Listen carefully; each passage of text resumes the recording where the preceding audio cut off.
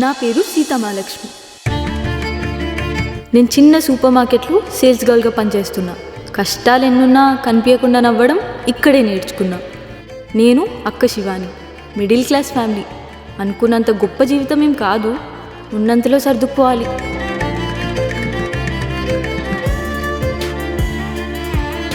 దేవుడా, నాకు పెద్దగా కోరికలేం లేవు.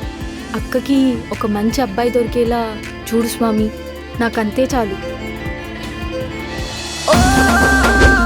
స్వామి, నా బతుకు సేల్స్ బాయ్ నుంచి సేల్స్ మేనేజర్ అయ్యేలా చూడు తండ్రి. శాలరీ సరిపడలేదు. ఆ రామయ్యకి సీతమ్మని ఎత్తుకుపెట్టినట్టు ఈ రాముడికి కూడా ఒక సీతమ్మని ఎత్తుకుపెట్టు స్వామి.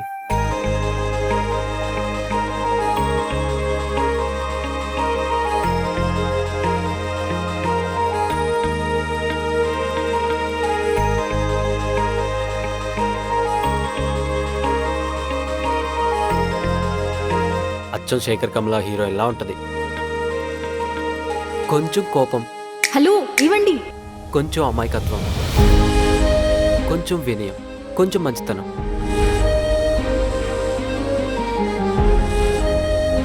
నాకు మీ చెల్లి సీత నచ్చిందండి. ఏ మెంటలా, నీకు ఏం మాట్లాడుతున్నావు? బుర్ర పనిచేస్తుందా? అది కాదండి, ఒకసారి నేను చెప్పేది ఏంటి ఇంకా అది తమాషాగా ఉందా? అక్కని చూడడానికి వచ్చి నేను నచ్చా అంటున్నావు? నేను ఒకటే ఆయిల్ డబ్బా తీసుకున్నా, మీరు రెండింటికి బిల్ ఎందుకు వేసారు? ఏమైంది సార్? ఇలా ఎంతమందిని మోసం చేశారో ఏంటో మీరు. కావాలంటే తనకు 100 సార్లు సారీ చెప్పి దండం పెడతా. మీకు దండం, మమ్మల్ని వదిలేయండి ఈ రోజు నుంచి నువ్వు పనిలోకి రానవసరం లేదు. ప్లీజ్ సార్, మీకు దండం పెడతాను సార్. ఒక్క నెల టైం ఇవ్వండి సార్. అసలు ఏం చేస్తున్నావురా నువ్వు? అక్కని పెళ్ళని చెప్పి రోడ్ పైన వదిలేసావు.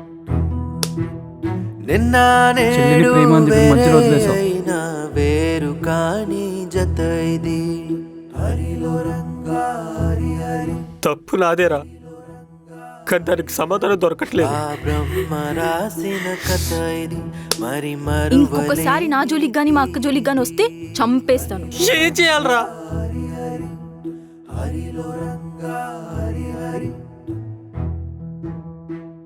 మా మిడిల్ క్లాస్ వాళ్ళు ప్రశాంతంగా ఎప్పుడు ఉంటారో తెలుసా? పడుకున్నప్పుడు.